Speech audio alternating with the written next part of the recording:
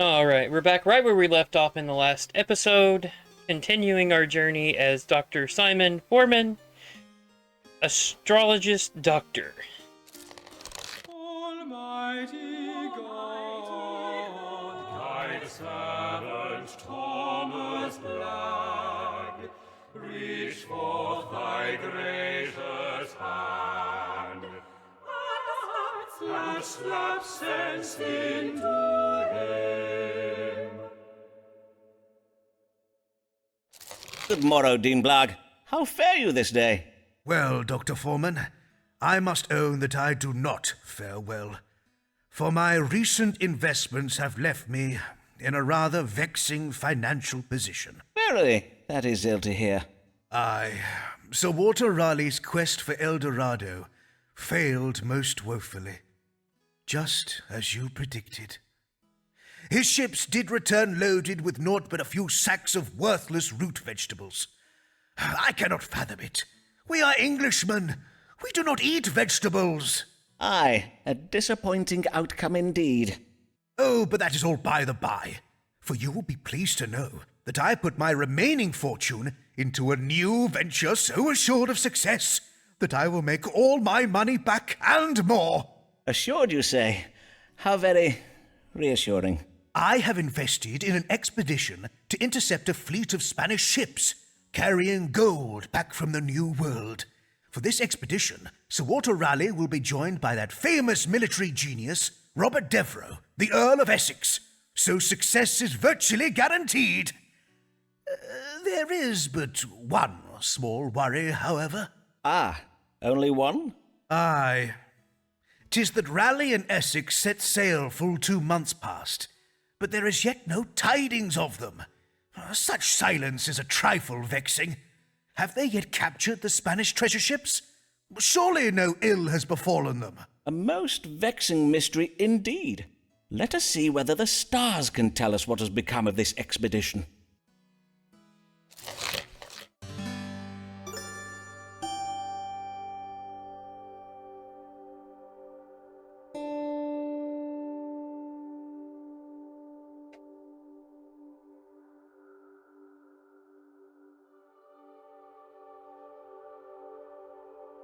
So we can call him lazy.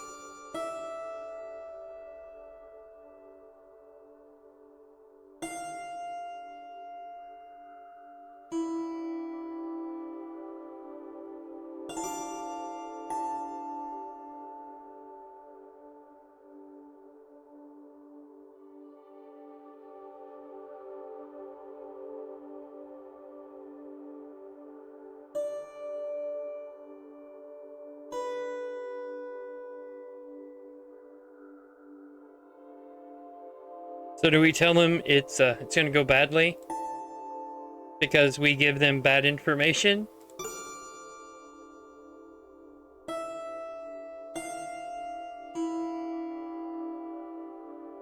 Is God gonna shine the benevolent light of the moon upon the Blagg family fortune? Or should we just tell him to be patient? And he's a lazy fantasist.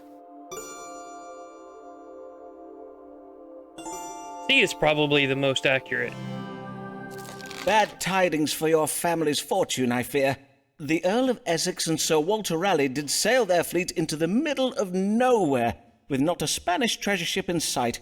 It would seem their geographical information was at fault, having been obtained from a most unreliable and untrustworthy authority. Truly, I am ruined. Zoons, my goose is cooked. Mistress Blagg will have me baked into pies.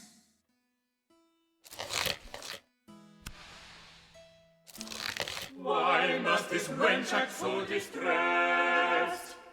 Mayhap she can't abide a jest.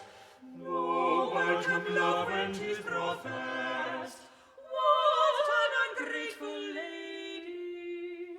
What an ungrateful lady!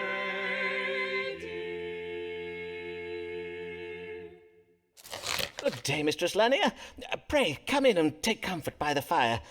The wind is fierce and cold this day. Did you see him this time, Dr. Forman? He did it again. He ran off the moment he saw me. See who, madam? Your patient, Signor Ferraro. Ah, verily? Indeed, I was expecting him to come for a consultation this day, but he changed his mind and ran off, you say. How very mysterious. Truly, 'tis as if all men are determined to use me ill. Surely not all men, madam. I, for one, remain most devotedly at your service. Indeed. It does seem that I must beseech your pardon. For some years ago, you rightly foresaw in the stars that my alliance with Mr. Shakespeare would end in theft and deceit. But I would not heed you. Hey, we got I a have letter been of a fool, recommendation. Dr. Forman. My dear lady, I do not need to read the stars to see that something grave has befallen you. Pray, tell me what it is. Yesterday I did meet with Mr. Shakespeare to discourse upon our new play, which is to open this week at the theatre in Shoreditch. But though I was determined not to confront him about the sonnets he wrote about me, 'twas difficult to hide the heaviness I did feel in his company. I can well imagine, madam. So then, well, he remarked upon my dark humour. To wit, he said to me, "Amelia, your pretty brow does furrow, so I will kiss it smooth." And I sense that you did not receive this well? Indeed, I did not. Forsooth, I was so enraged by this, I reversed my flagon of ale full over his head. Ah. Whereon he rose from his stool, declaring I was the most ungrateful and unworthy wench in all of Christendom, and then he flew out of the tavern like a bat from out the gates of hell. A most vivid image, and no doubt most apt. Men who work in playhouses are prone to indulging in such melodrama, of course. Why so many ladies care for such men in preference of those employed in solid, stable professions, I shall never understand. And if only that were all. For this morning I saw a bill advertising our play posted on a wall in my street. It bears his name and not mine. Verily? Yep. Surely not. Mayhap there has been some error made. Nay, Dr. Forman, 'tis no error, for I rushed to the theatre to see what was amiss, but I was refused admittance. Indeed, the player who came to the door denied all knowledge of my collaboration on the play. Methinks Mr. Shakespeare is exacting his petty vengeance upon me for rejecting his sly suit by denying me credit for my work, and he means to deal with me by pretending I do not exist, as if I were a ghost. Or is it he who has become the ghost? In truth, I am not yet sure how that metaphor should work. What monstrous perfidy! Pray tell me what I might do to punish this wretched scribbler.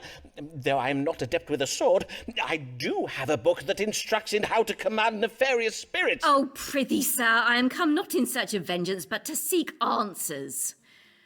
As you know, I have been ill-treated by my husband, and now I am betrayed by Mr. Shakespeare.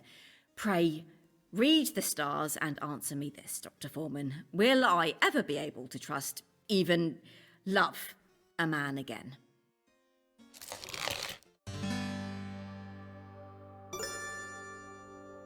Well, we only have one choice.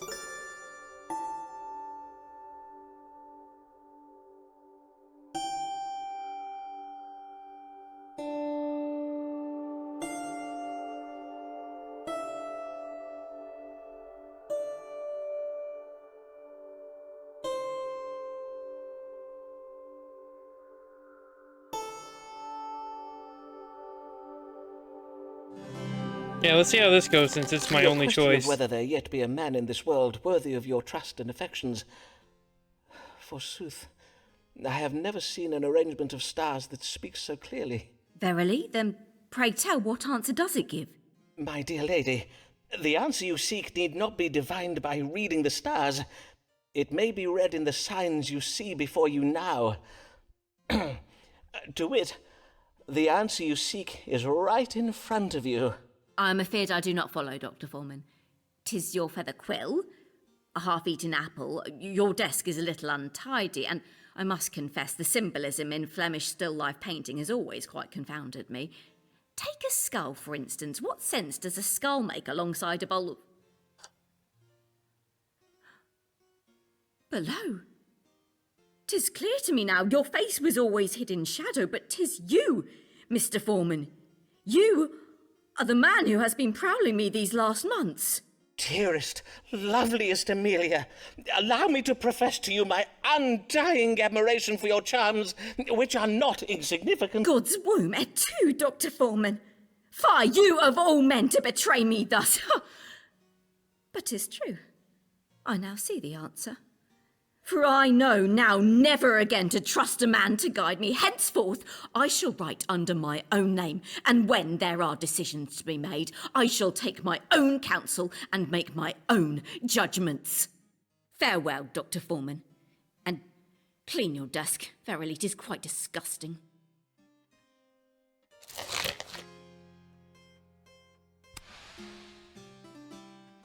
Does that mean we don't get it now?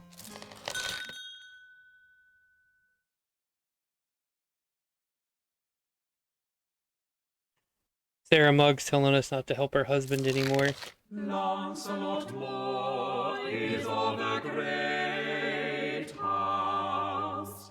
Much does depend, much, on his choice of a spouse. He must be whose consecrated wealth, no matter the cost to love and to health.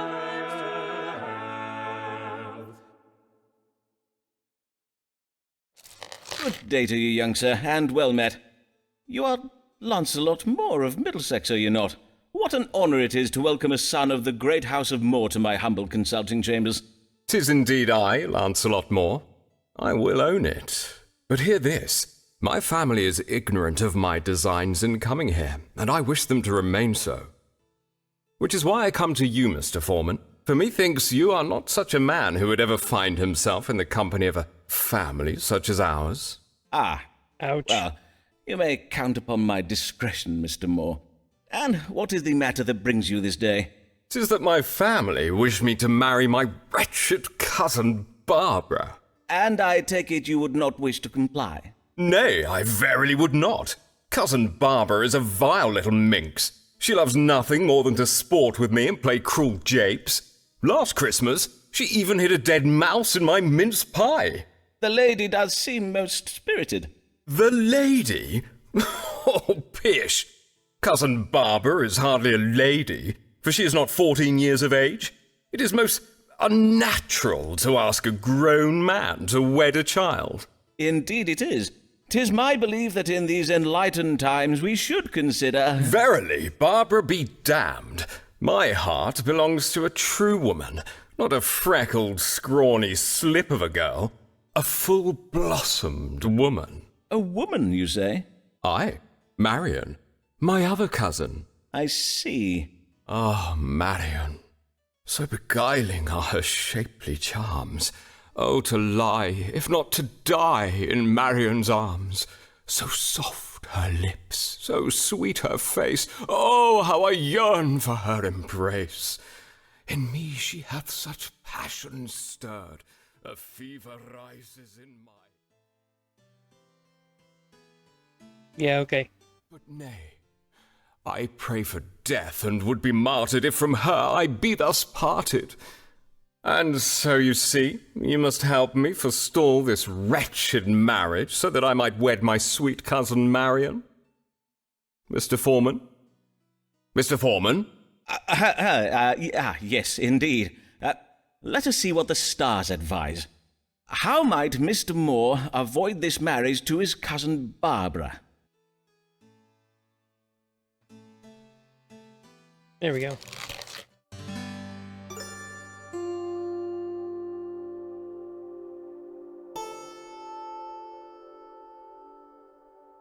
So we accuse a 14-year-old of being pregnant is A.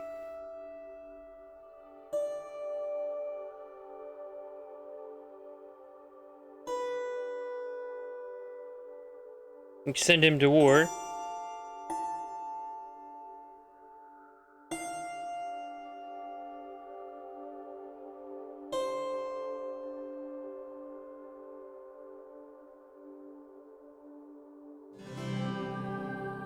Yeah, we'll It's tell him that apparent one. you do not wish to marry your cousin Barbara. But have you considered whether she wishes to marry you? Nay, but I cannot think why she would not want to marry me. I am exceeding eligible. Aye, doubtless you are, Mr. Moore. But do you not think her unkind japes may indicate she harbours some degree of malice towards you? Mayhap you are right. I did find a toad in my bed Thursday last. 'Tis as if Barbara were possessed by a demon. Very possibly. And thus possessed, she may be distracted and not wholly aware of your, fine qualities. I advise you to simply bide your time, for the stars suggest she is a cunning maid who plans to thwart the marriage using a method of her own devising. Verily? Then I will leave it all to Barbara, as you advise. But it shall be on your head if I'm forced to marry her, Mr. Forman.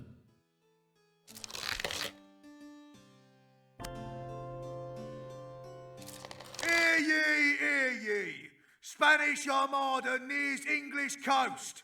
Nation prepares for invasion whilst Queen searches for missing navy. Hear ye!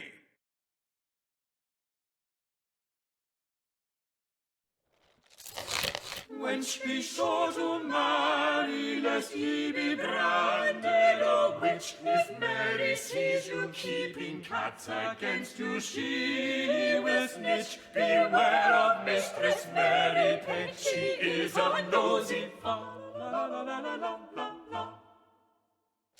Blessed even, Dr. Forman. Mistress Payne, She's got the what finger brings guns you in out such again. weather? 'Tis most dangerous to be about in it. Oh, it takes more than a little wind and rain to forestall me from doing the Lord's work. Besides, foul weather is naught but God's righteous vengeance upon London for the sinful debauchery of its inhabitants. Verily? Then I dread to think what northerners get up to of an evening. Pray heed me carefully, Dr. Forman, for 'tis on a most pressing matter that I am come. Doubtless you have heard the news. The Spanish Armada does sail once again towards England's shores. It seems this latest Armada was most unexpected. Well, as 'tis oft said, no one expects the Spanish Armada. 'Tis very grave this time, for I have heard tell that our own warships are far away at sea, and with our coasts undefended, a Catholic horde may soon be sailing up the Thames to slay us all. Aye, our situation is most grave indeed. But what would you have me tell you, Mistress Payne? I wish to know whether the English fleet will arrive home in time to defend our shores, or might we ordinary folk be compelled to take up arms to defend ourselves? Dr. Forman, are you ready to beat off the Catholics, come what may? Am I ready to beat off the... prithee, madam, let us pray the need never arises. Perchance the stars will offer us some reassurance. Will the Royal Naval Fleet return home in time to defend England from the Spanish Armada? Alright, let's see what we got.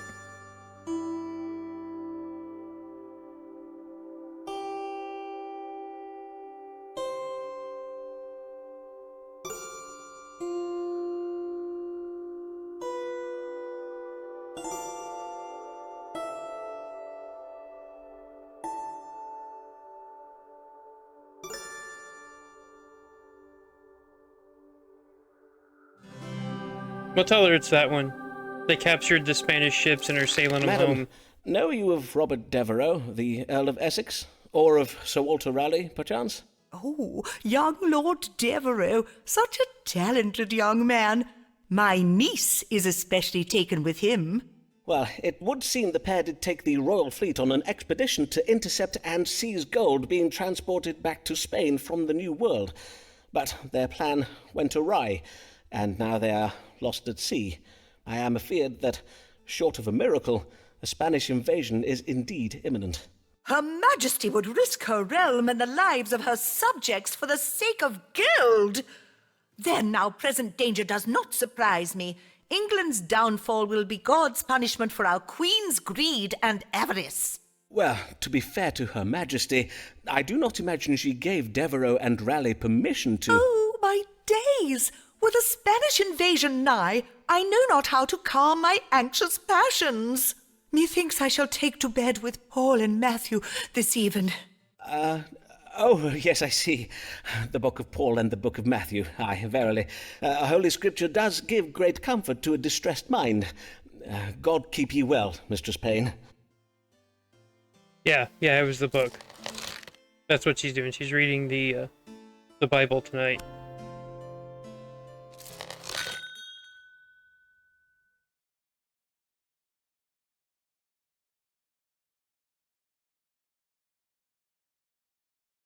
Yay, we were right.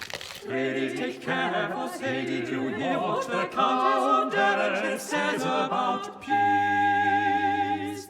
They corrupt your humors and cause cancer tumors, so doubtless they're causing your galled disease. Good morrow, Mr. Mugg. Back again so soon.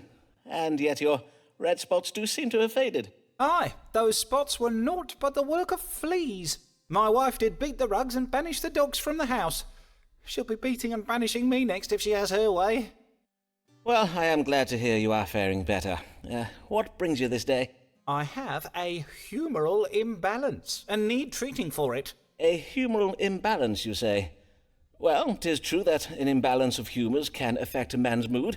For instance, an excess of black bile, which is a cold, dry humour, can provoke feelings of melancholy, whereas yellow bile is hot and dry. I thank ye for the explanation, Dr. Forman, but I did learn all about humours when I took supper with my friend Mistress Ollingworth. She has a humoral imbalance and takes medicine for it. Hence, I am come this day for medicine to treat my own imbalance. I see. And what mental symptoms are you experiencing? Any unusual or troubling feelings? Aye, very troubling. Why, I find myself a fretting and a pacing all the day long. Even my wife has remarked upon it. Anxiety and agitation. Pray tell, did these feelings begin before or after you spoke with your friend Mistress Ollingworth? Let me see now. After, methinks. Aye, after. Why? Does that matter? Yes, quite possibly. But let us see what these stars do have to say. What humoral imbalance does ail my querent, Nicholas Mugg?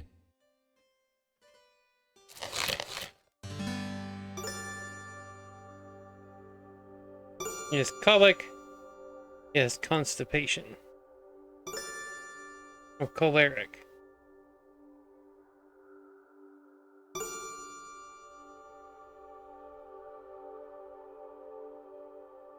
Yeah, you're just constipated, dude. Go take a dump. Have you a diagnosis yet? This day I am to dine with Mistress Ollingworth, and I wish to tell her all about it. Aye, 'tis done. You have an imbalance of phlegm in your bowels. Not only does this cause constipation, it does also provoke a condition of the mind called retention of the anus. With retention of the anus, the sufferer is prone to fixation and obsession. Is there, perchance, a particular subject upon which you think you may fixate or obsess? Prithee, sir, take your time to think. Nay, I cannot say as I do fixate or obsess over anything. Methinks your diagnosis must be wrong. Yeah, you It don't was worth a try. fixate over your own health. Doubtless you will have better luck with the stars next time, eh?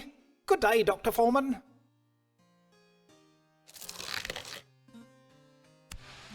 Yeah, there's no way we're getting the letter of recommendation. Hear ye! Spanish Armada sunk by English storm! Hear ye!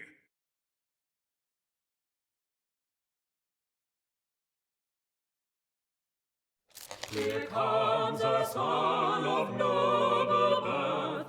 Know you how much his father is worth? For such a boy advantage is bought, entitled to much, deserving of naught. Oh, sirrah, I have dire need of your counsel. Pray calm yourself, sir, and tell me of this urgent affair. Oh, verily, 'tis most urgent.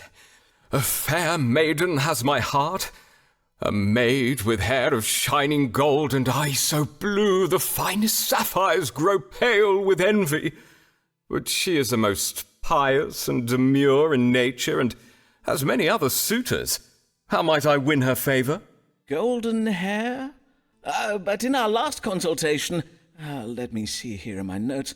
Yes, you told me your heart belonged to a maid with hair of onyx black that doth make the finest ebony go grey with envy. You mean my cousin Marion?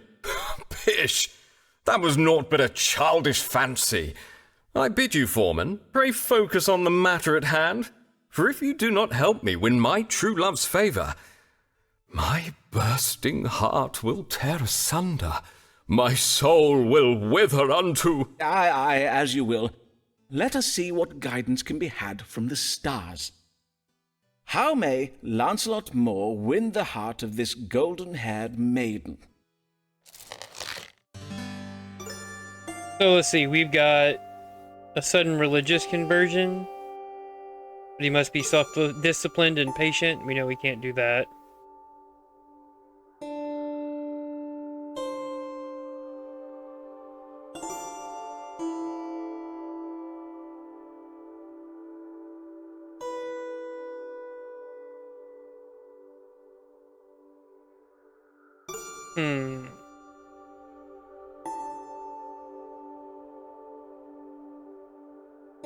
Like say she's not exactly as pious as she pronounces. And potentially Lancelot Moore has a brutish nature. But jewelry and fine things, that'll take care of it.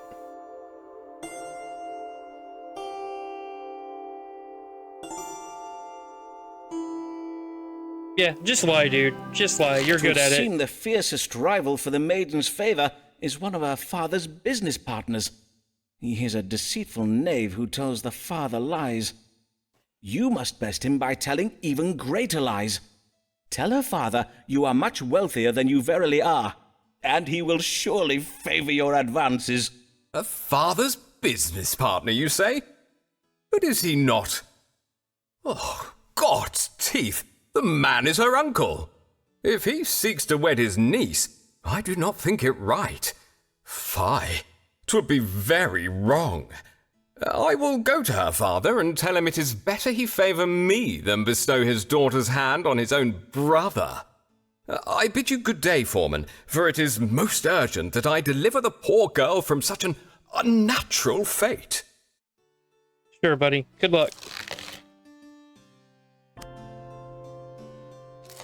Alice, but she likes a drink. She does care not what you think. Her head may end up down the sink, but Alice cares not what you think. Good day, Mistress Black. What brings you? Oh, Dr. Forman, I have worked myself into such a state that I have urgent need of you. Oh, you have you? Well then, let me just, Yea, I have urgent need of your counsel. I am certain that my husband Blarg is hiding a shameful secret from me. Yeah, As he's you broke. doubtless did note from my flushedness of face and heaving of bosom, I burn with the fever of suspicion and curiosity. Indeed, makes I terrible did remark a investments. fever upon your person, and wish fervently that I may bring it to a speedy resolution. Let us see. What is this secret that your husband Thomas Blarg hides from you?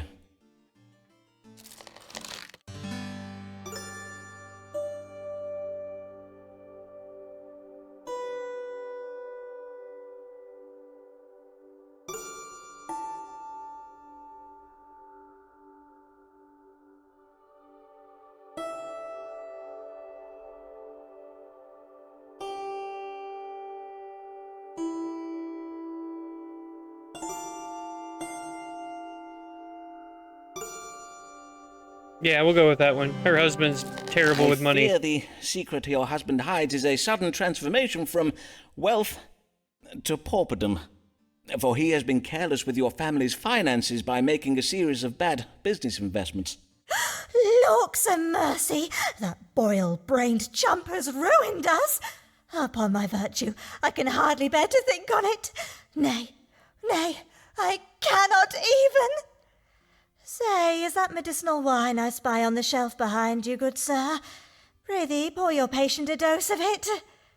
Simon makes a fine figure when he reads the stars wisely.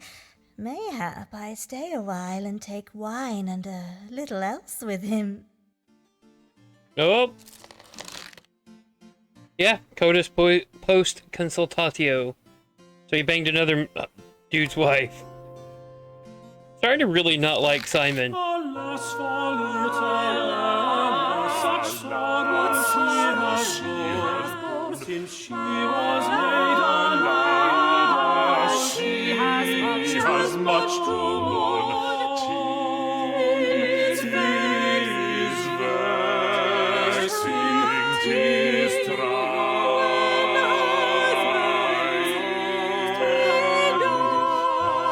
Alas, for Lady Anne, such sorrow she has borne. Yeah, and I'm sure she had nothing to do with Good any day, of it. Mistress Delamere. Good day, Dr. Forman. 'Tis Lady Dyer now. I remarried after poor Mr. Delamere passed. You don't say. I am full sorry to hear of your husband's demise, my lady. 'Twas his weak heart, as you did warn me.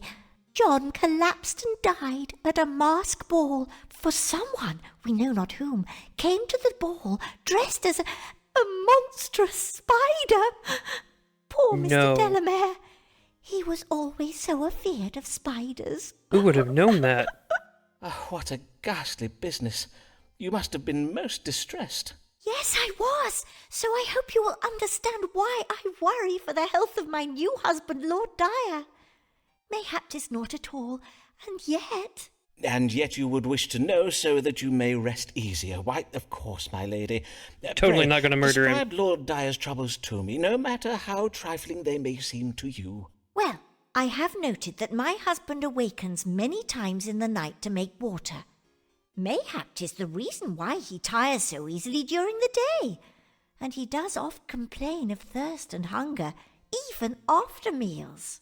Frequent urination, tiredness, dog-like appetite, and thirst. Be there anything else? There is also a small wound on his hand. It does not appear grave, yet it has not healed, even though it be some weeks since he cut himself. A wound that will not heal.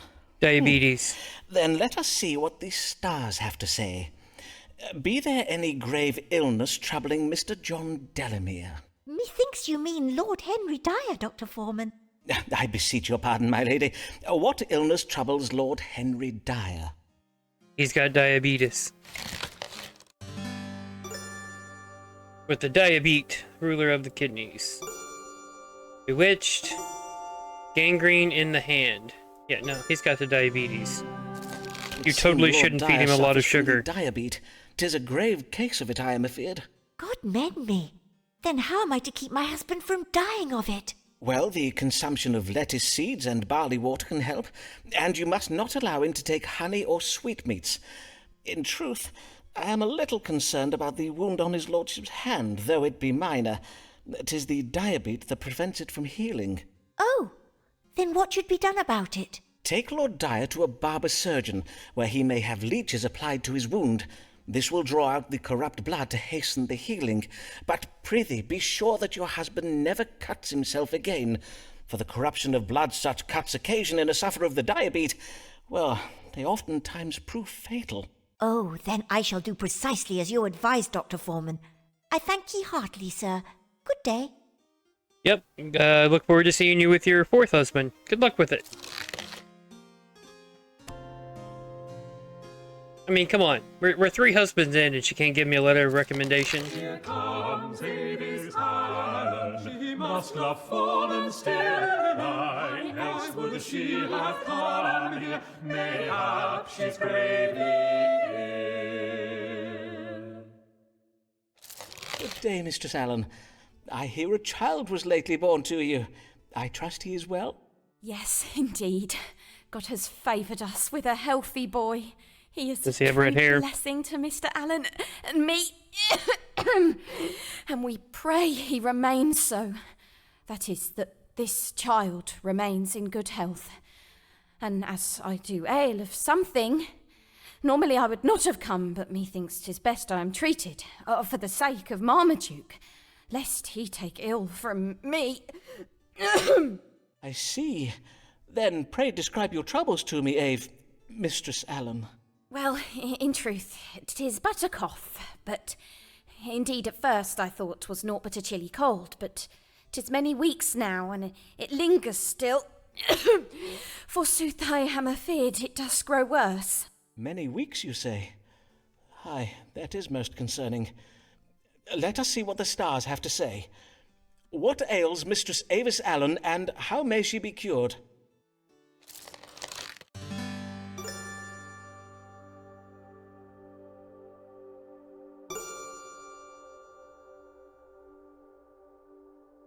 Well, it's probably not witchcraft. Before I complete my judgment, madam, I must ask a question of, medical relevance. Who is the true father of your... God mend me, Simon! You would plague me with your suspicious fancies even now, in my very hour of need. Have you no thought for my son and my... I am full sick of your jealous delusions. Oh, verily, I should never have come. I will bid ye good day now, Simon. But would you not wish to know what ails you? I indeed, I would. Which is why I will be finding myself another doctor.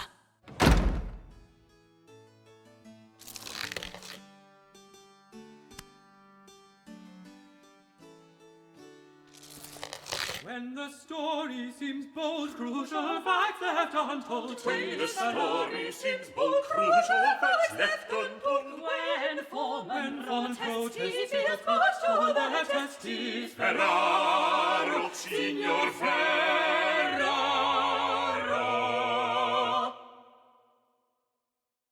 Good day, Signor Ferraro. How may I do you service? How may you do me service, huh? 'Tis the question, is it not?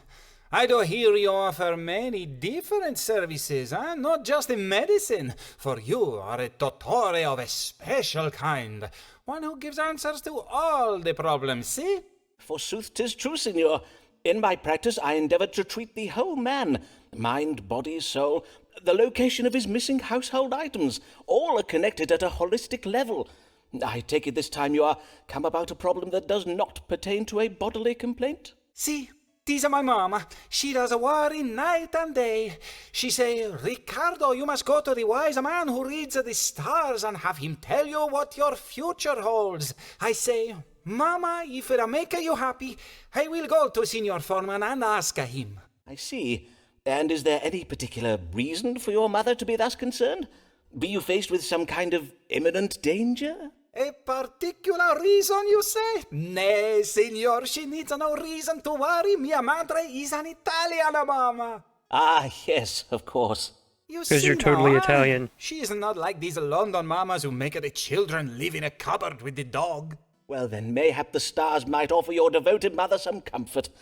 What does the future hold for Ricardo Ferraro and his mother?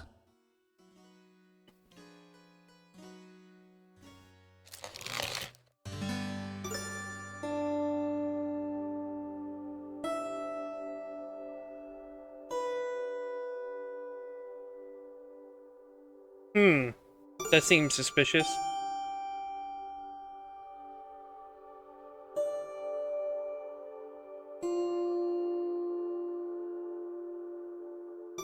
Yeah, dude, it's already shown that he was being totally suspicious, so let's go ahead and hit that. I am afeard these stars reveal information of a most disturbing nature. Verily? Aye. When his you first mustache came slipped. to me, you did tell me that you worked in trade. And yet my chart very plainly indicates that you are an authority figure, connected with a learned institution over which you hold a position of responsibility. Indeed, it would seem that you are not who you say you are. Do you deny it, Signor? Oh, Sirrah! Dun, dun, You would dun. accuse me of calling myself something I am not? Look at you, Sirrah, a charlatan who would call himself a doctor. You are naught but a pretender. Fie, sir! It is you who are the pretender, for 'tis clear you are not the merchant of Venice you pretend to be. Who are you? What is your true name, sir? You will know it in time, Sirrah, for we shall meet again. I bid you good day, Dr. Forman. Where did his Italian accent go? What in the cartoonish evil laugh?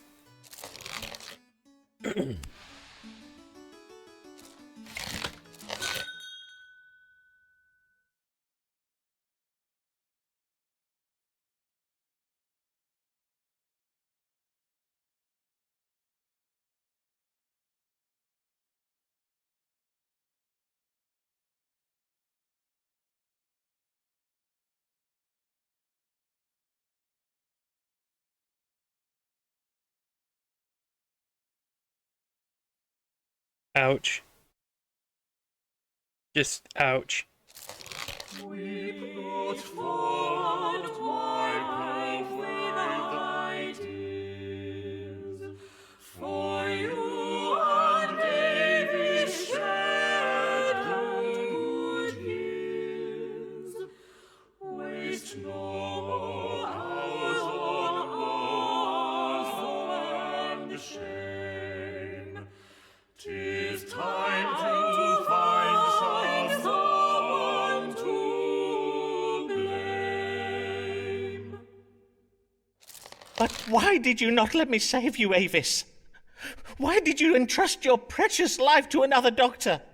An ignorant impostor who knows not how to read the stars to judge an illness.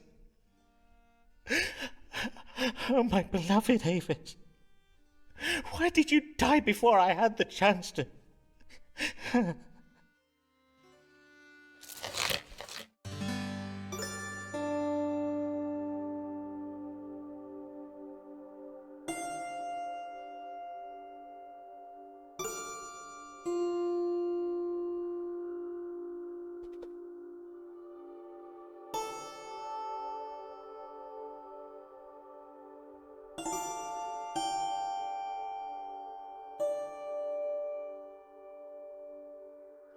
Should we go after the licensed doctor, blame her child, or blame ourselves? Let's go ahead and just blame ourselves for that one and see how that goes.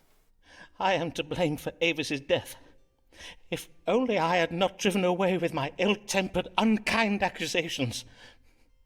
Would that I had turned my thoughts to her illness and away from my own selfish needs. How will she ever? How will I ever forgive myself?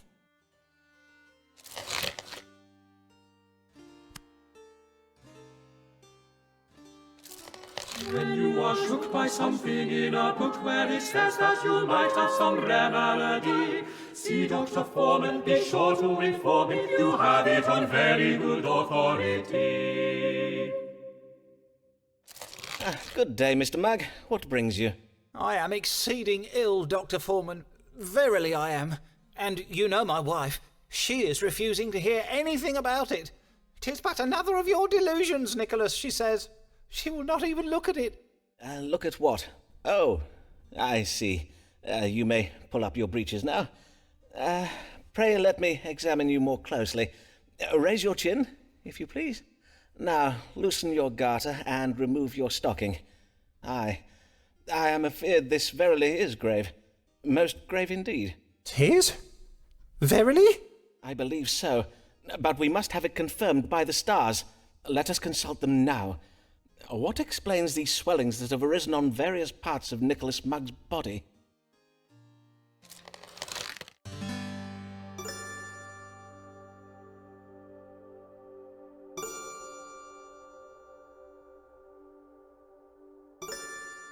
Let's say it's scrofula. He's probably been bleeding himself or something ridiculous. You have scrofula, a disease commonly known as the King's Evil. It is very grave, but worry not, for I have a cure close at hand. Ah, the King's Evil. 'Tis the ailment that may be cured by the placing of royal hands upon the neck.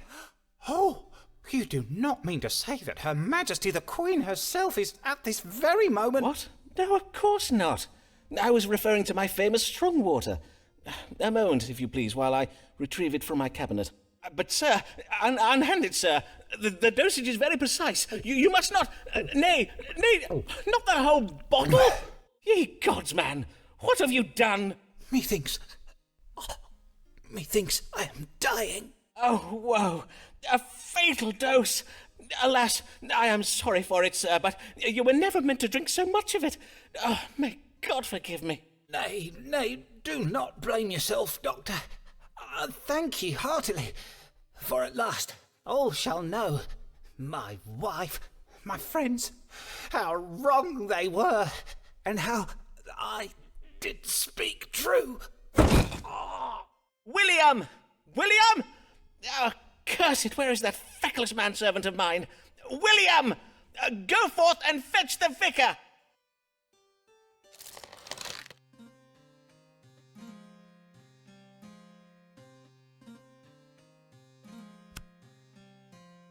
That's not going to be good. Mr. Forman, you Oh, look have at been that. called before this assembly of the College of Physicians to answer the charge of practicing medicine without a medical license. What have you to say in your defense? Would you deny practicing medicine, sir? Why, no, I would not deny it. My practice is well known. Indeed, since I helped cure the plague of '92 with my strong water... Then you admit you have committed this most grievous offence. Ah, well, 'tis true I'm not technically licensed, but I fail to see how... You fail to see? Then permit me to enlighten you, sir. A medical license assures the residents of London that a physician has the necessary education and skill to treat them. By practicing without qualification, you have not only broken the law, you have endangered the lives of your patients. Indeed, we have received reports that a man by the name of Nicholas Mugg, a wig maker of Silver Street, has lately died under your care. Aye, well, that was most lamentable, but not my fault, sir. Mr. Mugg took a far greater dose of my strong water than I advised him to. He chose the dosage himself. In truth, one might say that the cause of death in this instance was, well, Nicholas Mugg practicing without a medical license. Silence, Mr. Forman! Your impudent japery may well be suffered by your patients, but it will not be tolerated here. I do apologize, Mr. Smith. Besides the death of this patient, we have gathered ample evidence of your malpractice, Mr. Forman. Indeed, we have had this illegal operation of yours under observation for quite some time. 'Twas you, Riccardo Ferraro, the merchant from Venice. All along he was you, Richard Smith, the Queen's royal physician. Then I take it, Mr. Smith, you were unsatisfied with the medical care I gave you? Sir, we are well aware of your occult practices. What you so boldly call medical care was naught but advice conjured up by means of dark magic. You have no understanding of physic or astrology. But my knowledge of both physic and astrology is unparalleled. If that is so, then doubtless you will happily submit to having your knowledge examined before this assembly. Uh-oh.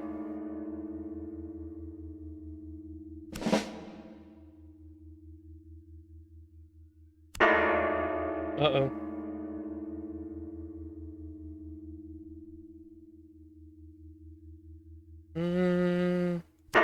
Nope. Silence! Simon Forman, you have failed. Constable, shackle this man and take him from hence to jail. But, sir, this is most unjust. Pray afford me the chance to... unhand me, you rogue.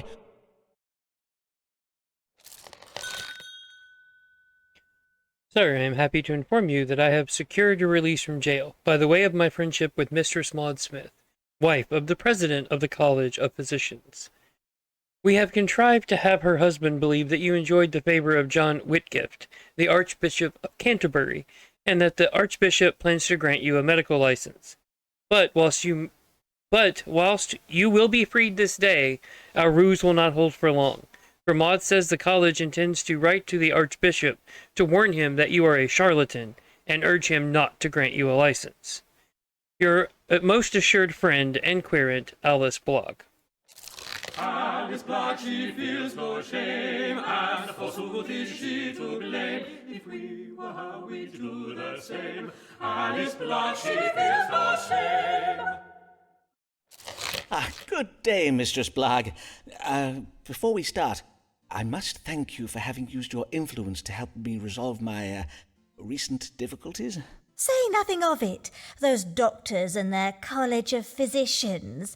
Naught but a band of piss-pot sniffing bullies, so they are. Besides, I needed you out of prison so that you might read the stars for me. I see. And what would you have me advise you on? What know you of Richard Bancroft, the Bishop of London?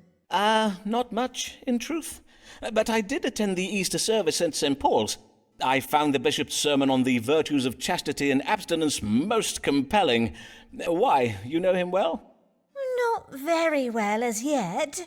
I was seated beside him at an Episcopal dinner Saturday last. We discoursed a while. Bishop Bancroft is a most charming man. But there was a moment when we did both reach for the brandy decanter. Our eyes met, and I felt something. Ah, 'twas a spark between you and the bishop? You felt a certain frisson in the air? Nay, I felt a certain hand up my skirts, more like. His Grace put his hand up your skirts! Madam, may I say how— Save your congratulations, Foreman. The bishop's not in the bag yet. Hence why I am come to you. Now that I have piqued his interest, I would have the stars tell me how to secure it. Ah, then you wish to pursue an amorous affair with Bishop Bancroft.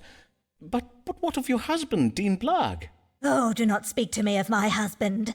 Thomas Blagg is not fit to secure his wife's future. He is not fit for many of his marital duties, truth be told. But you did warn me of Blagg's financial ruin, and for that I am grateful. Forsooth, I am glad I was able to be of service to you, Mistress Blagg. Speaking of such, let us press on with this day's readings, if you please. Of course, let us consult the stars. How may Mistress Blagg secure the lasting affections of Richard Bancroft, the Bishop of London?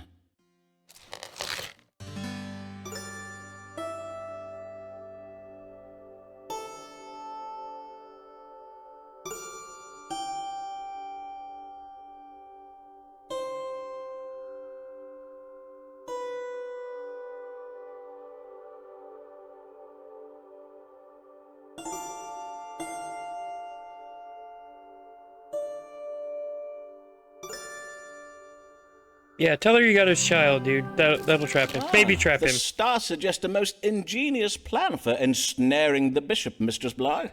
Oh, verily? A baby trap. 'Tis most cunning. First, you must offer him your tender favours, and then, several weeks following this encounter, you must go to him and tell him you are with child. If the bishop be a man of sentiment, the news will doubtless make him feel bound to you. I own that such a ruse could work. 'Tis hardly ingenious, though, is it? Half the mothers in London give their daughters such advice.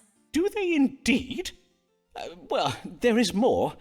The stars suggest you will find occasion for such an encounter while the bishop is away from home on business. Mayhap you arrange a discreet assignation for his next visit to the Archbishop's palace in Lambeth. On my honour, that is not a bad idea. In sooth, I think it may do very well. For as 'tis oft said, that which does occur at Lambeth Palace does bide at Lambeth Palace. Indeed. How very intriguing. Pray tell me of these goings-on at Lambeth Palace.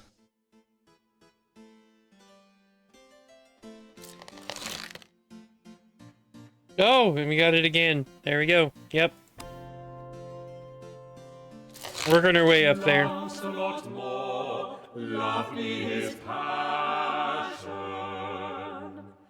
lacking in mind, fulsome in fashion, the unwise truths cause him start, he yet persists in chasing start. Good day, sir, and well met. Oh, pray tell, did you secure the hand of the golden-haired maiden? Yea, verily I did.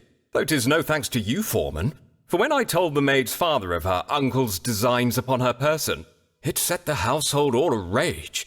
The mother even called me a fat-brained shade-lobber. It was only when I told them not to speak so ill to a man whose income is £1,000 a year that the family was silenced. The father then declared that a coin is still a coin, no matter it be in the purse of a beef-witted sock-nozzler, and promised me his daughter's hand in marriage. I was made the happiest of men. Then I must congratulate you on your forthcoming nuptials.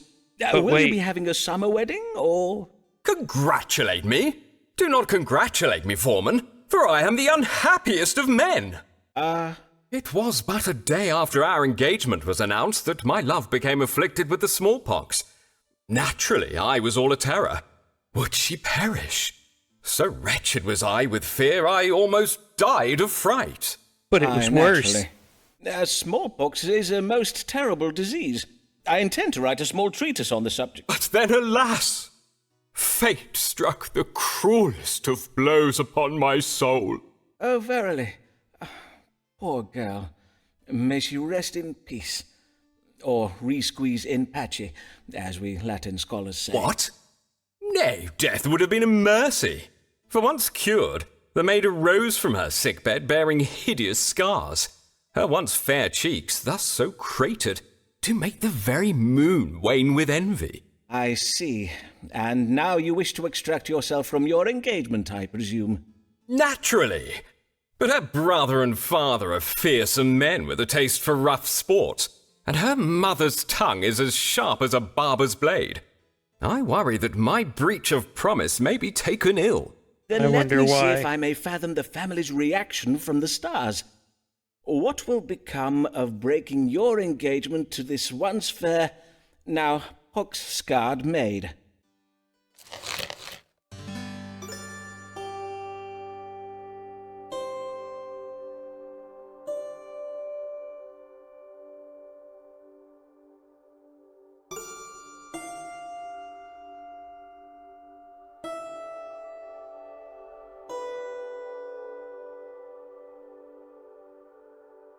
So we can tell him you die if you try to leave. Or we can tell him, nah, they'll take it fine. It'll be okay. Yeah, let's send him off to war. The stars suggest you have much to fear from this family. Aye, you must flee England at once. For according to my precise calculations, based on the current alignment of the planets, let me see now. Yes, you will be branded a cock-born, snatch-grabbing knave of the lowest order, who deserves to be disemboweled with a pudding spoon. That is, if I'm not mistaken. And not even God is on your side, for it is his plan that you may be dragged into a foggy-headed confusion so as to render you defenseless against the family's dark intentions. Oh, good sir, you must heed my warning and never show your face in London lest you be set upon most violently. God's blood! I must flee England's shores and never show my face, you say? But whither shall I go? Hold, I have it. Be it not carnival season in Venice, when citizens do hide their faces behind masks? Oh, and with such style. I thank you, Forman, for you have been most helpful. I must fly at once to my tailor to be measured for the latest Venetian fashions.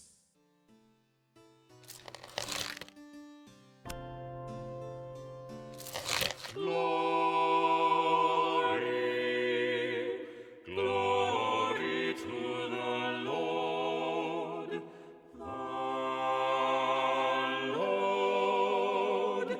Archbishop Whitgift. Glory to the Lord in the highest position in the church, except for the Queen. Glory to the Lord, Archbishop Whitgift. Ho! Ho there! Be there anyone at home? Is it? By the saints, 'tis none other than Archbishop John Whitgift. Your Grace, I am most honoured by this most unexpected visit. Truly, 'tis most unexpected, as I just so happened to be passing by. Indeed, I was riding by in my carriage when I found myself struck ill. My chaplain did suggest I take rest at the nearest residence, which did so happen to be this small dwelling. Forsooth, these rooms have the look of a physician's consulting chambers. Mayhap you are a doctor? If that be true, then praise be to God for this happy coincidence. A most fortunate coincidence indeed. I am Simon Forman, a doctor of astrology and physic. At your service, Your Grace. Well then, Dr. Dr. Forman, was it? Perchance you will tell me what ails me. I feel a kind of pain and heaviness in my side, and I know not if this be related, but my skin has of late become most unattractive in appearance. Pain in the right side of the body and sallowness of the skin? Her Majesty did remark upon it most wittily the other day at a meeting of the Privy Council. Your face does serve as a warning to us all, Archbishop. Her Majesty the Queen, verily. A moment, if I may, Your Grace, while I consult the stars. What does cause the suffering of His Grace, the Most Reverend John Whitgift, the Archbishop of Canterbury? We have two options: cardiac passion or the jaundice.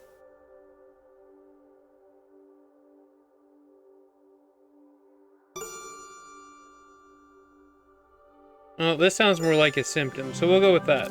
You are afflicted with jaundice, Your Grace. Yellow bile has seeped into your skin, causing it to become yellow-hued in appearance. 'Tis the jaundice, is it? I see. Pray, have a servant boil this pouch of herbs in water. The liquor is to be injected up the fundament once each day.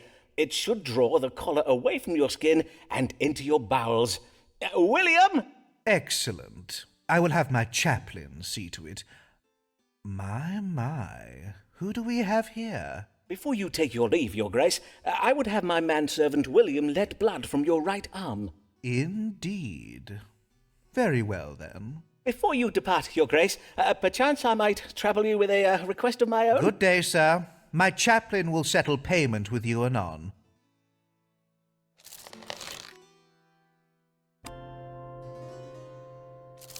What does it matter if errors he makes? Let others mend all the things Essex breaks.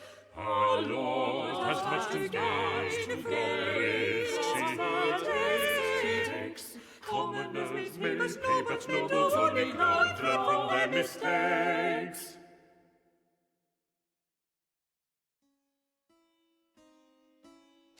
Good day, my lord, and well met. Indeed, methinks I have not seen your lordship since last year, afore you set off with Sir Walter Raleigh to capture those Spanish treasure ships. Ah, yes. Doubtless you heard what became of that expedition. The town criers called it Raleigh and Essex's gold piracy fail, declaring it the biggest balls-up since the English Armada. Aye, 'twas most ill-mannered of them, if I may remark. The directions you gave me were entirely wrong, for we never came across the Spanish fleet. Indeed, we found ourselves becalmed in the middle of the Atlantic Ocean. Raleigh blames me for it, and although I did explain to him that it was entirely your fault, as I had gotten the navigational coordinates from you, that seemed to bother him even more. My lord, I am full sorry for any error I may have made in my calculations. Forsooth, I pray I may assist you better this day. What is it you would ask of the stars? I would have you tell me how I might regain the favour of the Queen. Indeed, 'tis strange she has not yet gotten over her displeasure, for the incident did occur many months ago. And we had every intention of returning her warships, filled to the brim with gold, I might add. Besides, how in the devil's name were we supposed to know the King of Spain would choose that very same month to invade England? I have not the power to predict the future. Well, nay, but I have, my lord, if you had asked me to. Verily, 'tis not to be borne. Only last week, at a meeting of the Privy Council, during a minor disagreement regarding the Catholic rebellion in Ireland, she called me an impudent lord-splainer, whereupon she rose from her chair and molly-whopped me in the face. I half drew my sword upon her. You mean the Queen? Aye, indeed. Her behaviour was most shocking. I even asked the royal physician whether she may have lost her mind. She is, after all, most elderly. But Mr. Smith assures me she is in very fine health and is in full control of her faculties. Her Majesty's behaviour is a mystery indeed, although mayhap it should not surprise us. A man's reason is oft insufficient to fathom the workings of the feminine mind, and, in such cases, he may have little choice but to call upon divine wisdom. To wit, let us see what the stars can tell us. What must Lord Devereux do to regain the Queen's favour?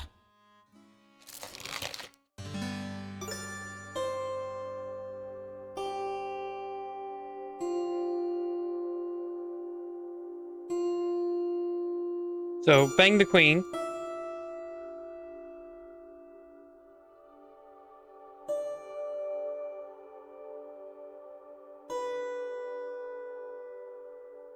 Or be a good, loyal soldier.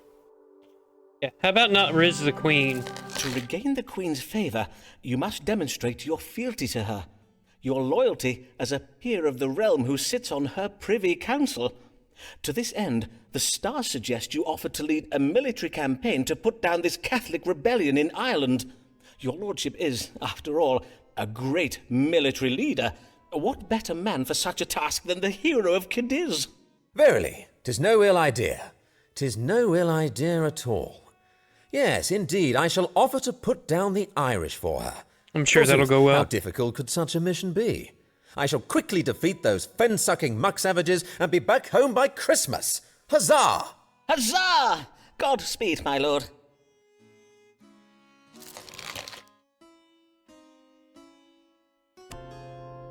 We got 2 more readings. I don't know if we're going to make it. Though our hero Simon Forman's not a Catholic, he disapproves of Mary for her views. They make him sick, but pray he does not tell her, lest she punch him in the punch him in the Good day, Mistress Payne. How may I help you this day? Blessed day, Dr. Forman. I am just come from taking my niece to visit Rochester Cathedral. Thomas Blogg is the cathedral's dean, I believe. Know you of Dean Blogg? Aye, I know something of him. Verily, that man is a model to us all. You don't Under say. his stewardship, the cathedral's decadent furnishings have been stripped away. I wonder he why. has even replaced the silver candlesticks with pewter. Such pious modesty in the sight of God. I'm sure that's why. Indeed. How very interesting. And, godly, yes. But what is it that brings you this day? Before I begin upon my business, Dr. Forman, I must insist you acknowledge your failings. You were most wrong to frighten me with these notions of England being invaded by the Spanish. Ah, yes, that. Though, to be fair, I do not think anybody could have predicted the storm that sunk the Spanish ships. It was most unexpected. And we must give thanks to God for the divine vengeance he wrought upon the heretics. I did hear that by morning our beaches were verily littered with the corpses of Spanish sailors. Praise be to the Lord, his glory to behold. Yes, praise be. But all the same, you seem anxious this day, Mistress Payne. What is troubling you? Indeed, I am troubled, Dr. Forman. I fear for the Queen's health. Everyone is saying that as she is exceeding old, she is soon to die. Ah, yes, I quite understand your feelings, madam. How we love our good Queen Bessie. Long may she reign. But will she? That is the question, is it not? For she cannot live forever, and when at last she does expire, we shall be stricken with such lamentation and grief. Mayhap you, but not I. Elizabeth Tudor is naught but a sceptred whore, but still a whore who presides over the Church of England and keeps Rome at bay. And without an heir, who knows what manner of foreigner may succeed her when she dies? For all we know, he may flood the land with foul popery. Foul popery? I take it you do not care for dried floral arrangements. But, madam, surely fresh flowers are more customary at royal funerals. Did you not heed me, Mr. Forman? I wish to know whether the English throne is safe from a Catholic successor. Ah, yes, of course. Then let us consult the stars. Is our Queen's long reign in danger of ending soon? And, if so, do we risk a Catholic succeeding her to the throne?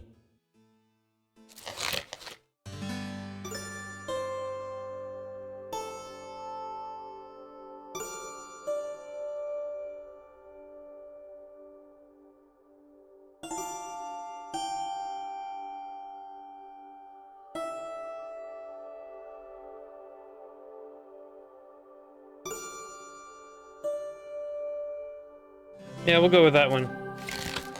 The Queen's prognosis is good, madam. God will ensure she remains in health for some years yet. And when at last Her Majesty does expire, whomever succeeds her will happily take his place at the head of the Church of England. I may assure you that England will not revert its allegiance to the Church of Rome. Ah, praise be!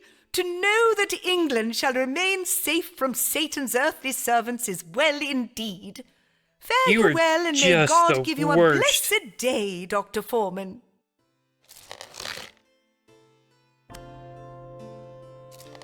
Rejoice, rejoice in the land. He's just here for the manservant.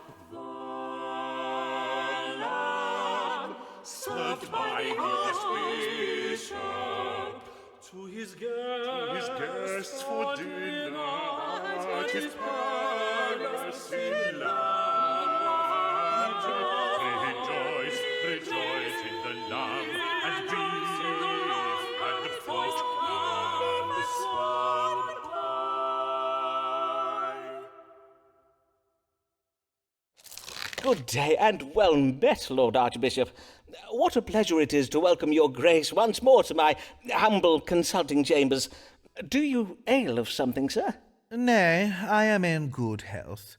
I am come for information. That is, I am come for an astrological reading concerning one of my deans, Thomas Blagg, the Dean of Rochester Cathedral. I hear you are acquainted with him, are you not? Yes, so please your grace. I am honoured to say that Dean Blagg is one of my querents. I see. What a remarkable coincidence. Then you may know that Dean Blagg has been petitioning me to promote him to the rank of bishop, specifically to grant him the vacant seat of the bishopric of Salisbury.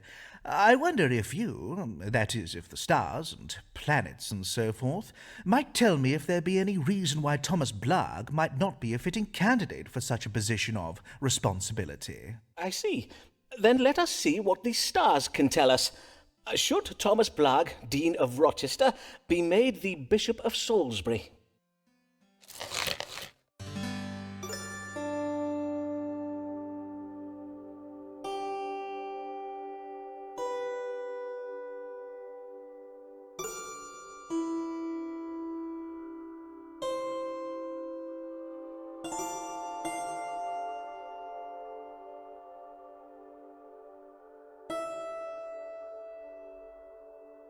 Yeah, no, he's stealing from the church, dude. You must not grant Thomas Blagg the bishopric of Salisbury, your grace, for it seems Dean Blagg has been embezzling from the church. He has been removing cathedral furnishings, fine paintings, tapestries, candlesticks and the like, and selling them for his own enrichment, or mayhap to pay off his personal debts. Verily? Well, I do hear it remarked that the Rochester Cathedral has been looking a little Puritan of late. Mayhap I shall have my chaplain cast an eye over the cathedral accounts. Before you leave, your grace, perchance I may broach a small matter of my own. Methinks you have the power to grant medical licenses, do you not? Although I am an experienced physician, you may have heard of my work during the plague of 1592, for instance, I am not technically licensed to practice medicine. It has been causing some administrative troubles of late. I wonder if your grace might condescend to help me by... You would have me grant you a medical license, would you? I suppose that might be arranged. Leave it with me, and I will have my chaplain look into it. I thank you heartily, your grace. Your grace is most generous.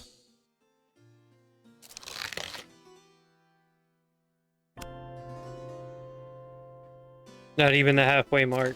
Alice Blagg is on the make, mayhap even on the take. Could it be for her family's sake? Seriously give her a break.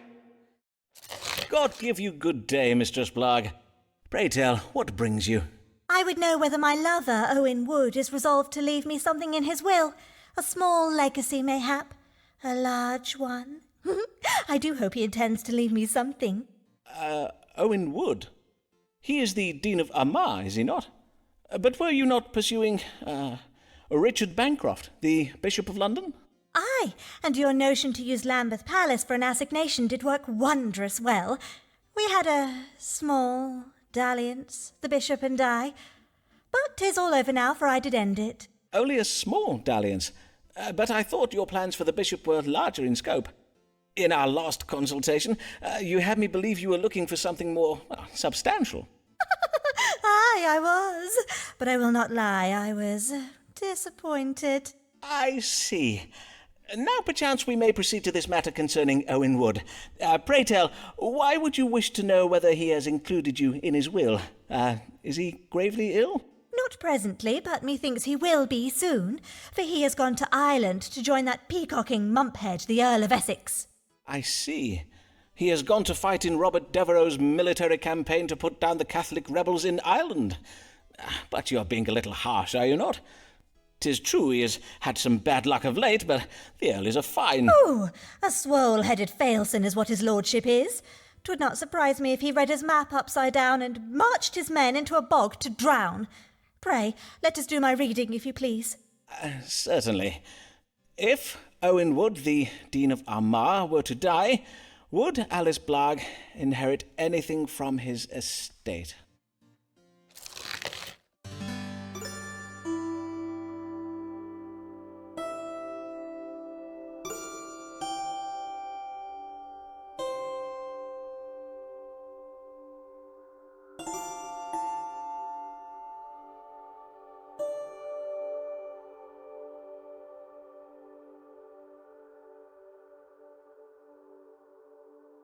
Yeah, let's just tell her what she wants to hear. You are indeed mentioned in Dean Wood's will. Unbeknownst to his wife, he plans to leave you a portion of his fortune. Forsooth, that is what the stars do tell, but if I might offer you my own counsel... Oh, what an angel of a man! Did I not know it? Dearest Owen, I shall raise a toast to him at the Quiet Bear this even.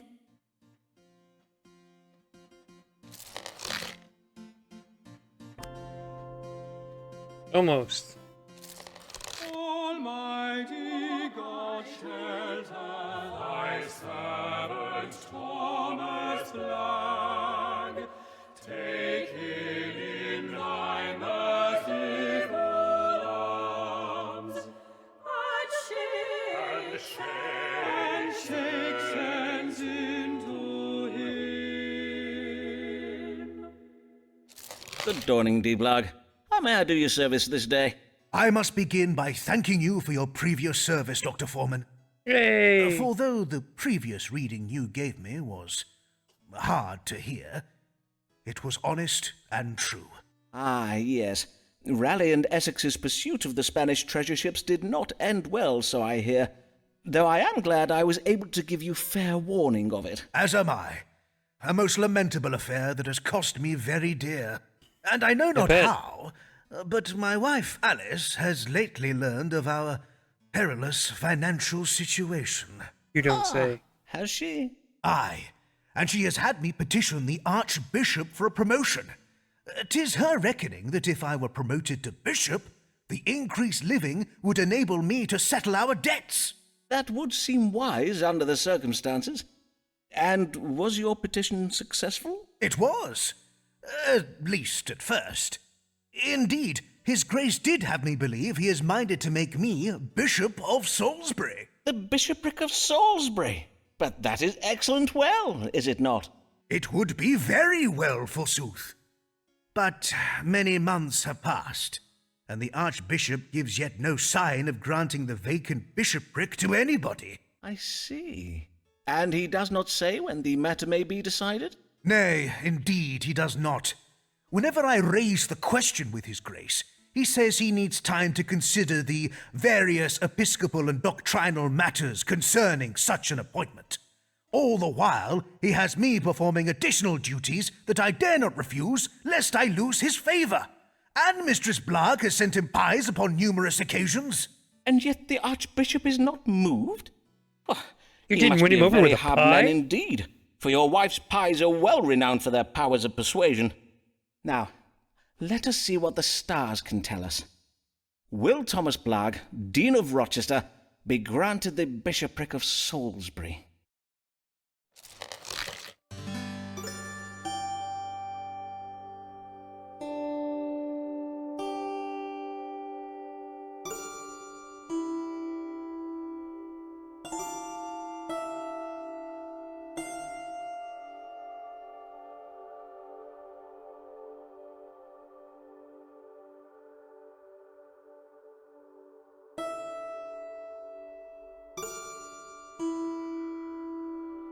The jig's up, dude. They know you stole. You will never be granted the bishopric of Salisbury, I fear, for the Archbishop has discovered some irregularities in the management of Rochester Cathedral. Some missing furnishings, I think? Well, I mean to say, if indeed that be so, then 'tis most egregious. I will have some very stern words with my chaplain. Worry not, sir. The stars indicate that His Grace would wish to avoid any unpleasantness. As is customary with church scandal, he will doubtless remain quiet on the matter for the sake of reputation. Ah, well, of course I too would not want to bring shame upon the church. If there be such vile, false rumours circulating about me, it would be wrong not to consider the attention that my promotion to bishop would invite. I own that I am shocked and disappointed by this, but I must thank you for forewarning me. So why don't you go ahead and give me that letter of recommendation before you go to jail? That'd be great. There we go. Awesome.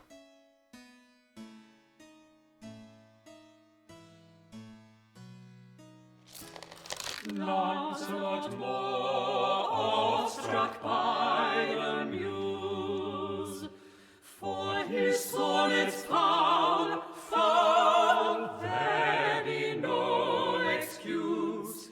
Many do strike him a chain, and for his verse they damn him to hell.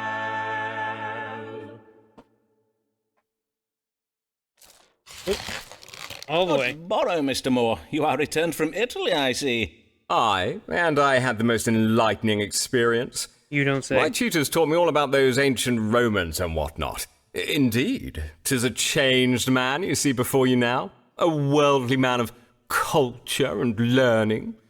Mayhap you would benefit from taking a tour of Italy yourself, Forman.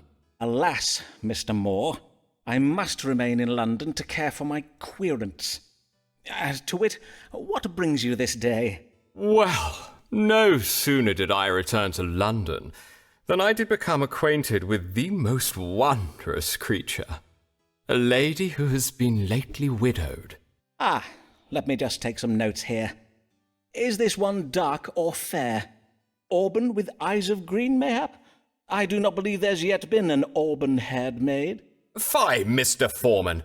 Prithee show more respect for ladies than to view them as mere collections of physical charms. Beauty Yes, alone of is course. of nothing to a man such as I. Well, then why don't you marry my your heart does belong to a pockmarked- worldly woman of culture and pockmarked learning. wife? What happened Her to that? head almost as striking as the soft hair and radiant eyes that adorn it. Indeed, her gift of understanding is so strong she can listen to my sonnets for hours on end. She can she? Forsooth, the lady does show great strength of mind indeed. And how might I advise you?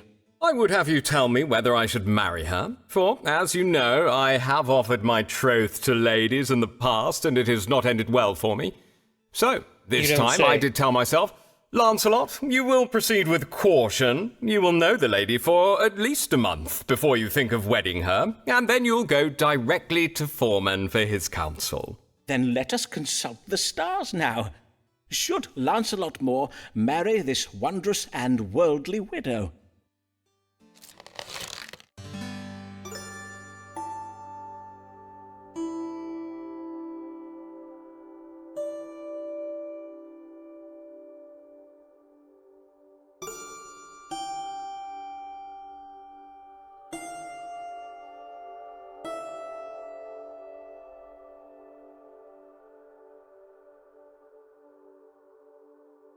So basically, it's straight up telling me this is the mean option to pick. Sure. You must not marry this lady, sir. You are a wealthy man, and she has designs upon your fortune that may result in your untimely death. Ye gods! Verily? I am afeard so. You must take care not to let your emotions lead you astray. She seemed so. She told me she... Are you sure? You did not put a planet in the wrong house or whatnot? Aye, quite sure. Oh, well indeed, 'tis most lamentable. Oh, what a waste of such fine eyes. Mayhap Emma has a sister.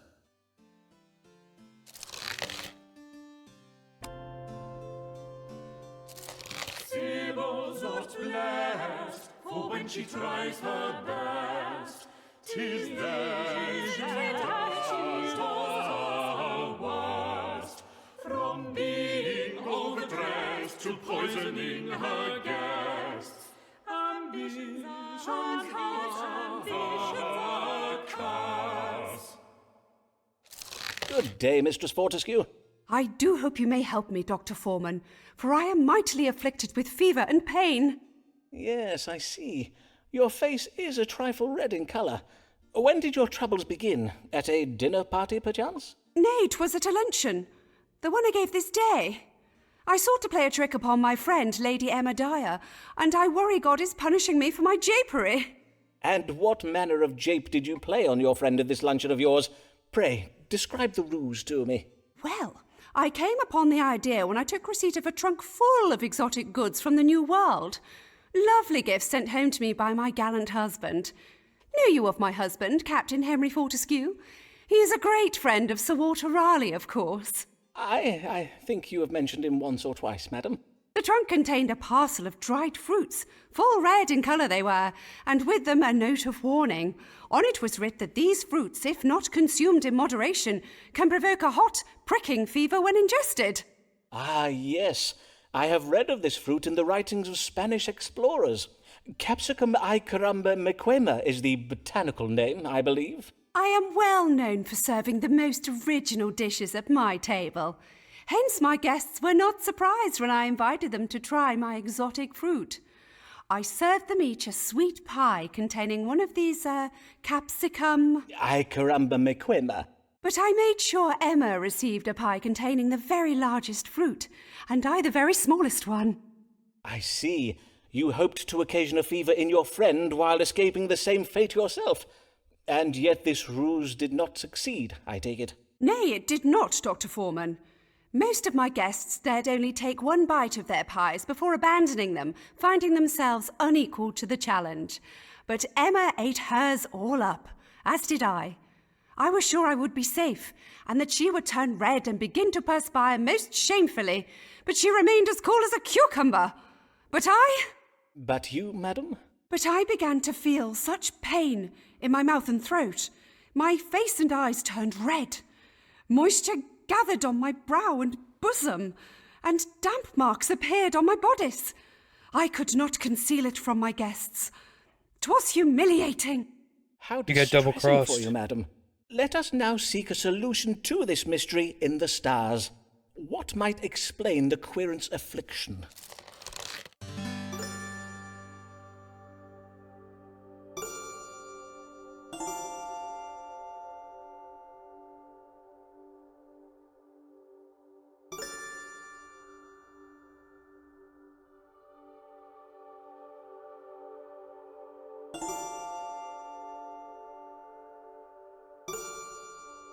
So it's not bewitched. Probably not lusty passion, so we'll go with Quincy. One moment, madam, while I consult that Spanish book I mentioned earlier. The one recounting travels in the New World. Ah, yes. That is interesting. What is interesting, Dr. Forman? The stars say you have quinsy, and this book confirms my suspicions as to what provoked it. Madam, 'tis not the larger fruits that occasion pain when consumed. 'Tis the small ones, such as the one you had baked into the pie for yourself. You mean to say the smaller fruits are more dangerous than the larger ones? How strange! Verily, how topsy-turvy! The pain will be gone by the morrow, but in the meantime you may find relief by washing your mouth out with wine. Burgundy wine? Or will an ordinary claret suffice? Any wine will do, madam. God give ye good even, Mistress Fortescue. Hey, we got another letter of recommendation. Humphrey Bell, who is this coming youth? Mayhap a little shy, but pleasing to the eye. His eyes eyes, his hair, his shape, live for soon, has he a sweetheart? Pray tell us the truth. Good morrow, young sir. Methinks this is your first consultation, Mr. Humphrey Bell, sir. And how may I do you service this day, Mr. Bell? I want to get lean in that. You wish to become lean, you say? And why would you need to be any leaner than you are now? You do not appear at all overplump. Indeed, you appear to be a young man in the full vigour of health. Yay, but I do the lady parts though, innit? You do the lady parts. Oh, I see. You are a player who plays feminine roles upon the stage. Yes, I think I recognise you now. You play for Lord Chamberlain's men, do you not? The company of players led by Will Shakespeare, Richard Burbage and Will Kemp, among others. Aye, sir. I play for them as a hired man, and next month I'm to play a fairy queen in a play we're doing for Lord Hunston at his daughter's wedding. But Bossman Burbage says I'm too plump for the role.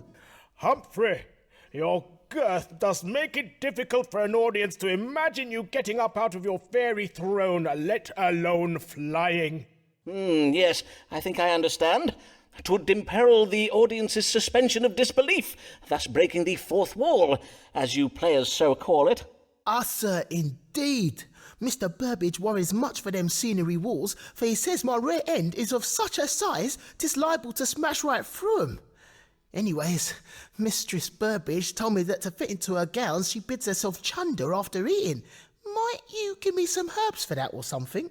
And Mistress Burbage would be Richard Burbage's wife, I presume. Well, to judge what would be most effective in your case, I shall need to consult the stars. What should Mr. Humphrey Bell do to become leaner?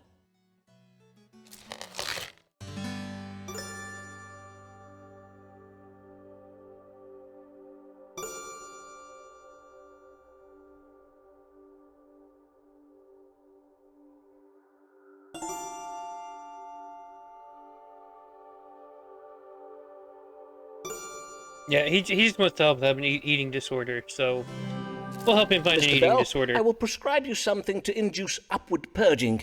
It will serve to void your stomach of its contents, and by, you will become leaner. Pray, call by your local apothecary and make purchase of some canis sicco excrementum, or dried dog excrement, as is more commonly known. You are to mix it with water and take it up the nose after each meal. What do you mean? Like dog doings? You playing about or something? You would have me snort flipping dog turd? I will not lie, that sounds well mad. Mayhap if you were to mix the excrement with a little honey, that can oft help the medicine go down a trifle easier. No disrespect or nothing, but I ain't doing that, Doctor. Not even to be a fairy queen. Give you good day, sir. Don't worry, you'll be back. Favored is Essex and close to the crown. Nobles like him do fare up more than down. His family's too grand to jail, too rich to jail. But if Essex disobeys the Queen, she'll put him in the ground. Good day, my lord. I must own, your lordship's visit to my chambers does surprise me, for I'd believed, well, indeed all of England believes, that you are in Ireland at present. Did anyone see me? No? Good. Now, bid your manservant close the shutters. As your lordship pleases. William! William! Pray close the shutters. Yes, all of them. And fetch us some candles. I pray the counsel you give me this day be wise, sirrah, for I find myself in the most desperate of predicaments. And the last advice I gave you? That of offering to lead a military campaign to put down the Irish rebellion? I trust it worked to win back the Queen's favour. Indeed, the parade given to send you off was most impressive. I was there. Did you see me? I did wave at you. Nay, I do not imagine you would have seen me. So great were the crowds. Yes, my offer to lead the campaign was well received by the Queen. But there was a fatal flaw in your advice. Oh, and this flaw was? Is it not obvious? I had to verily go to that midge-ridden bog hole and try to put down the Irish. God's breath! Have you seen the Irish? They are savages. That Irish chieftain O'Neill and his band of fen-born brutes are especially bad. Forsooth, they sound most fearsome. 'Tis a mercy you escaped with your life, and are now back home safe in England. Nay, I am not yet safe in England, I fear. For when the Queen finds out that I made a truce with O'Neill, heaven only knows how ill she will take it. Even my leaving Ireland without her permission will doubtless vex her. Then the Queen has not been informed of your return? Nay, she knows yet nothing of it. I am at present taking refuge with my sister, the Countess of Devonshire, at her country estate. But I cannot hide there forever. Hence I am come to you this day so that the stars may advise me on how I may extract myself from my current predicament and win back the favour of the Queen. Then let us see what the stars advise. How might Lord Devereux escape the displeasure of Her Majesty the Queen and regain her favour?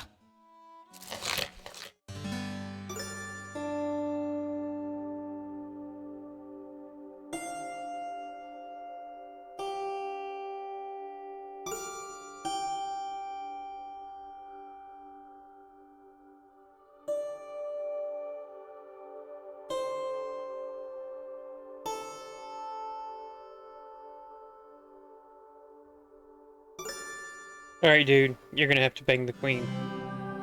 Nothing Your left. lordship must not give up hope, for though our Queen may have the stomach and heart of a king, she has but the body and mind of a weak and feeble woman. Hence the stars suggest you use your manly physical attributes to resolve this affair. I see. Use my imposing presence and masculine intelligence to overpower her. Show her who is truly sovereign. Nay, my lord. Quite the reverse. You must appeal to her vanity and captivate her with your bodily charms. You have to bang the Queen. Tighter-fitting doublet would serve to... God's yardle! You would have me bed the Queen? Doubtless you have never seen Her Majesty at close quarters, Forman. Elizabeth may be in fine health for an old woman, but she is more advanced in years than my own mother. I am afeard the stars are most clear on this, my lord. I see. Bang the Queen or lose your head, dude. But how am I to find a moment alone with her? If I make an entrance at court whilst Her Majesty is surrounded by guards and courtiers, I may be arrested on the spot. Aye, 'twould be most perilous. Hold, I think I have it. My lord, if you were able to insinuate yourself into Whitehall Palace one morning before Her Majesty rises, you could approach the Queen while she is still alone in her bedchamber. By the saints, 'tis no ill idea. I shall prepare to mount a surprise attack upon the Queen's defences. Huzzah! Huzzah! Godspeed, my Lord Devereux. Good luck mounting the Queen.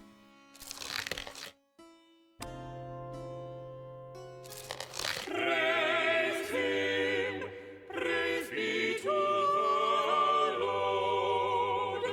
The Lord, Archbishop with gift, and thereby the unto us his eternal grace and shame. Oh, it just stopped. Okay. Good day, Your Grace, and well met. Might I inquire whether Your Grace has made a decision regarding whether to give Thomas Blagg the bishopric of Salisbury? Ah, yes, Dean Blagg. I had my chaplain look into what you told me regarding irregularities in Dean Blagg's stewardship of Rochester Cathedral. Methinks you said he was embezzling coin and pawning cathedral furnishings, did you not? Well, it seems you did speak true. Oh, indeed? Of course, I will make nothing of it, as I wish to avoid the scandal. Of course. I merely told Dean Blagg that I could not offer him the bishopric due to various episcopal and doctrinal constraints. Of course. And what problem would Your Grace wish me to address this day? Oh, 'tis a problem with my other deans. With each passing day there seems to be a new dean at the palace gates, come to petition me for this wretched bishopric of Salisbury. Presently, 'tis Owen Wood, the Dean of Armagh. Since he returned from Ireland, he talks of nothing else. How tiresome for Your Grace. Indeed. I have told Owen that I am giving his request careful consideration, but in my experience, this only delays a dean for so long. I do have to grant the occasional bishopric, or else my deans become restless. Doubtless, Your Grace. But after what I learned about Dean Blagg, I must take care to exercise caution.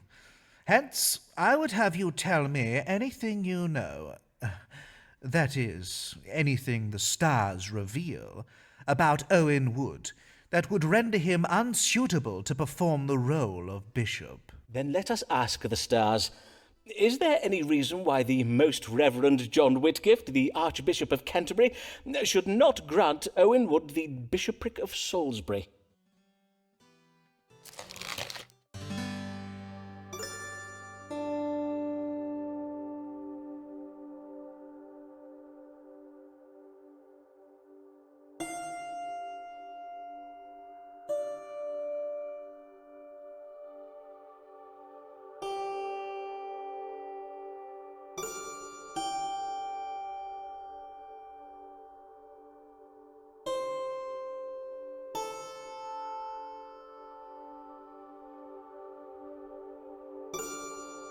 It'd be a shame. Oops, it's locked in now. I must advise against granting Owen Wood the bishopric, for the stars reveal that he has sinned most grievously. Like banging Blake's wife. Verily? Grievously, you say? I am afeard Dean Wood did commit the sin of adultery. Nothing else? 'Twas more than once, Your Grace. Doubtless, doubtless. While I appreciate your most excellent discernment of this information from the stars, I must own that Dean Wood's extra-clerical activities are already well known to me. Why, even my own wife has had a tumble with the man. Your Grace, I am sorry. Hold, Sarah.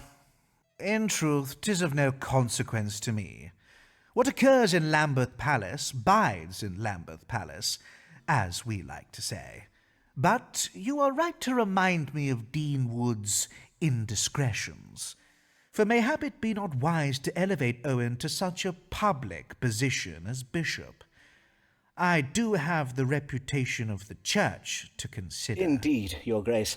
I will tell Owen that while I had every intention of granting him the bishopric, my hands are now tied due to various episcopal and doctrinal constraints. Very wise, Your Grace. And one more matter, if I may. Has Your Grace yet had the opportunity to consider the granting of my medical license? Ah, yes, that. Once my chaplain has finished looking into the matter, I shall be giving it careful consideration. Good day. Dude, I think he's playing us. I think he's full of shit. Anyway, we're going to go ahead and leave this episode here, and we will pick it back up in the next one. Thank you for watching, and I appreciate it, and hopefully we will finish up the game in the next video.